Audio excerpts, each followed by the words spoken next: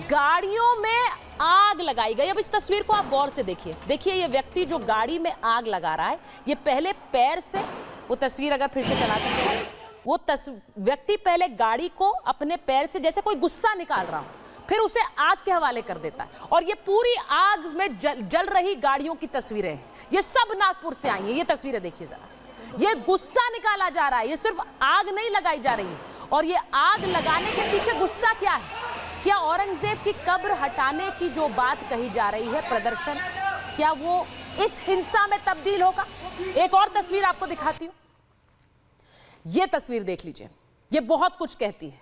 वहां डीसीपी पर कुल्हाड़ी से हमला कर दिया गया, यानी कुल्हाड़ी से भी हमला करने की मंशा से आए थे पुलिस वाले, उसके शिकार हुए। ये जो आप तस्वीर देख रहे हैं, वहां लोग पूछ रहे हैं कि आप को ज्यादा लगी तो नहीं। फिर इसके बाद इनको अस्पताल पहुंचाया गया। ये एक पुलिसकर्मी है और डीसीपी के तो हाथ पर कुल्हाड़ी चला दी गई। वो तस्वीर भी जरा दिखाइए। ये देखिए तस्वीर, डीसीपी के हाथ पर कैसे कुल्हाड़ी मारी गई है। उसके बाद खून से सना हुआ ये हाथ है। इमेज दिखाइए फिर से। खून से सना हुआ हाथ लेकर डीसीपी वहां से निकले। उसके बाद महाराष्ट्र के मुख्यमंत्री उन्हें फोन करके पूछते हैं उनका हाल। लेकिन सोचिए, जो भीड़ डीसीपी पर भी कुल्हाड़ी से हमला कर रही है, वो क्या कर सकती थी? आज महाभारत में बहुत सारे सवाल। नागपुर क्या सिर्फ ट्रेलर है?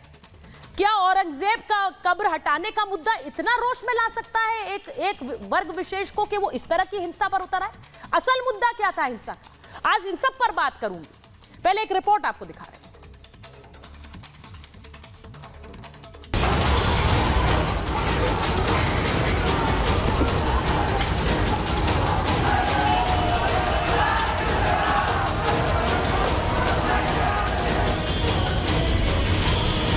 क्या हिंदू चिन्हों को चुन चुन कर निशाना बनाया गया? उन्होंने देख देख के हर एक गाड़ियों के ऊपर टारगेट कर करके फोड़ा। यहाँ बहुत सारी गाड़ियां खड़ी थी पर सभी गाड़ियों को नहीं फोड़ा गया और हिंदुओं के घर में ही उन्होंने पथराव फेंके। जैसे स्वास्तिक बना है, अंदर मूर्ति है भगवान की, तो उसी गाड़ी को तोड़ा गया। जो दूसरी गाड़ी खड़ी थी उसको नहीं तोड़ा। जी जी बिल्कुल, जहाँ हिंदू चिन्ह है वहीं पे तोड़ा गया है। और जो घरों पे भगवे झंडे लगे हुए हैं उन्हीं के घर पे पथराव भी किया गया है। किसी के घर पे खिड़कियों से अंदर घुसने की कोशिश की गई है। सभी लोगों के हाथ में शस्त्र भी थे। क्या हमले के समय मुसलमानों ने अपनी गाड़ियां पार्किंग से हटा दी थी? प्लानिंग कर कर ये सब किया है। जितनी गाड़ियां फूटी होंगी वो सारी हिंदुओं की है, उसमें एक भी मुस्लिम बांधवों की गाड़ी नहीं। अभी मैं हंसापुरी से जाके आया, उस रास्ते पर रोज हिंदू और मुस्लिम बांधवों की गाड़ी एक साथ पार्क होती है। कल मुस्लिम बांधवों की गाड़ी पार्क नहीं थी वहाँ। इसका मतलब ये वेल प्लान्ड है। क्या नागपुर में हुआ दंगा सुनियोजित था और दंगाइयों ने पेट्रोल बम का इस्तेमाल किया? ये देखिए, ये स्प्रे की बोतल है और आप इसको देखेंगे ये पूरे तरीके से काली हो चुकी है। बताया जा रहा है कि स्प्रे से जो केमिकल निकला उसमें आग लगाई गई और उसके बाद इसको फेंका गया उन सभी जगहों पर जहां पर बड़ी संख्या में ज्वलनशील पदार्थ थे। नहीं, पहले तोड़े, बाद में टैंक खोल के जला दी गई। औजार से लेस थे, 200-250 का मजमा था, पूरे स्कार्फ बांधे हुए थे, नारे तकबीर अल्लाह अकबर बोल रहे थे, हिंदू को काटो, हिंदू को मारो, ऐसा कर रहे थे। सबसे पहले आप इन तस्वीरों को गौर से देखिए।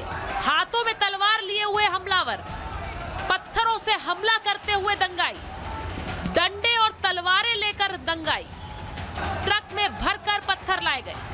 देखिए कैसे उपद्रवियों की भीड़ ने नागपुर में बेतहाशा हिंसा की।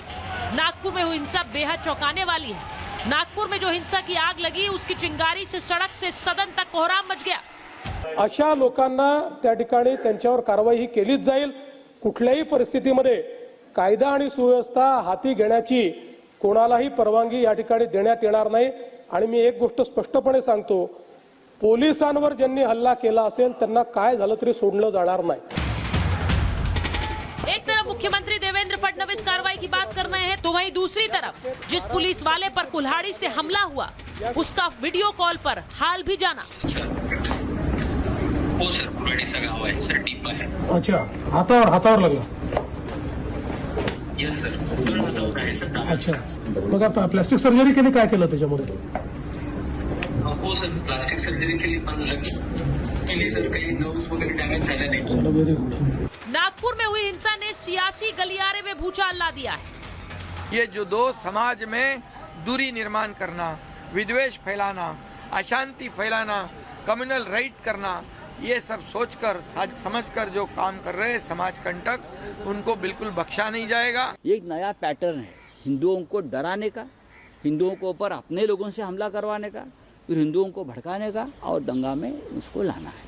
ये महाराष्ट्र को और देश को खत्म करने जा रहे हैं। तुरंत इन लोगों की पहचान करें और इनको ऐसा सबक सिखाएं जैसे कश्मीर में आज वहाँ का मुसलमान पत्थर उठाने से पहले 1000 बार सोचता है, वैसे ही महाराष्ट्र राज्य में अगर कोई भी पत्थरबाजी करने के लिए 1000 बार सोचे। हिंदू और मुसलमान के चश्मे से मत देखिए, उपद्रवियों को उपद्रव के तरीके से देखिए कि क्यों इकट्ठा हो रहे हैं, क्या नारेबाजी हो रही है, क्या काम हो रहा है, ये क्यों हो रहा है, क्यों नफरत बो रहे हैं और क्यों नफरत बो करके नफरत की आग में देश को जलाना चाहते हैं।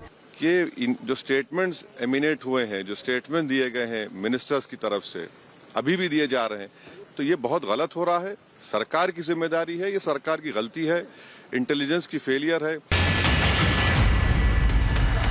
नागपुर में हुई हिंसा के बाद इलाके में कर्फ्यू है, पुलिस की एक्स्ट्रा फोर्स तैनात कर दी गई है। कार्रवाई की बात हो रही है तो सियासत भी फुल ऑन है। लेकिन महाभारत में आज सवाल है, क्या नागपुर एक ट्रेलर है? क्या औरंगजेब के मुद्दे पर अभी और विवाद बाकी है?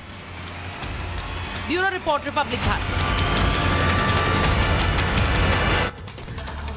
और मेरे साथ जो मेहमान जुड़ रहे हैं, परिचय आपसे करा देती हूँ। बीजेपी के राष्ट्रीय प्रवक्ता के शर्मा जी हमारे साथ जुड़ रहे हैं। Farmer DGP UP doctor Bikram Singh हमारे साथ हैं। फराज किदवई साहब हैं, राष्ट्रीय प्रवक्ता है समाजवादी पार्टी के। हाजी मेहरुद्दीन रंगरेज हैं, नेता है एमआईएम के। और अजय वर्मा जी हैं, कांग्रेस के नेता हैं। हमारे साथ फैज खान साहब भी जुड़ेंगे, कन्वीनर हैं मुस्लिम राष्ट्रीय मंच के। लेकिन मैं उससे पहले एक बड़ी खबर दिखा देती हूँ, क्योंकि नागपुर में जो कुछ हो रहा है, नागपुर में हिंसा के बाद ताबड़तोड़ 5 एफआईआर दर्ज की गई है। 50 उपद्रवियों को हिरासत में अभी तक ले लिया गया है और सर्च ऑपरेशन चलाकर दंगाइयों को तलाश रही है पुलिस। तो 5 एफआईआर अभी तक दर्ज की गई है, लेकिन 50 उपद्रवी हिरासत में ले लिए गए हैं, क्योंकि कई उसमें साफ नजर आ रहे हैं। आप भी देख रहे हैं, कई की तस्वीर, कई की शक्ल बिल्कुल साफ है। कुछ तो कैमरे पर दिखे तो अपनी शक्ल छुपाते हुए नजर आए, लेकिन जो मंशा है वो छुप नहीं सकती, क्योंकि वो तस्वीरों में कैद है। कहीं गाड़ियां जलाई हैं, कहीं हिंदू प्रतीक देखकर उन पे हमला किया गया है, और कहीं भारी भीड़ जो पुलिस वालों को भी नहीं बख्शती है। अब मैं सीधे के शर्मा जी आपके पास शुरुआत करते हुए, नागपुर में जो कुछ हुआ है ये बहुत दुखद है, जो हिंसा हुई है वो बहुत दुखद है, लेकिन विपक्ष आप पर आरोप लगा रहा है कि औरंगजेब के मुद्दे को इतना तूल दिया है कि ये हिंसा में तब्दील हो गया।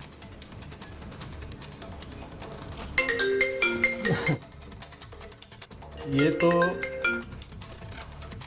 इसका एक तरीका रहा है, शक्ल रहा है। हाँ। और मुझे बहुत आश्चर्य है कि आज सुबह से जो मुस्लिमों के चैंपियन हैं, खासकर अखिलेश यादव हैं, राहुल गांधी हैं, ये तमाम लोग, आज इन सब की बोलती बंद है, क्योंकि उन्होंने एक वर्ग विशेष ने पुलिस के हमला किया, उसके हाथ काटने का प्रयास हुआ है।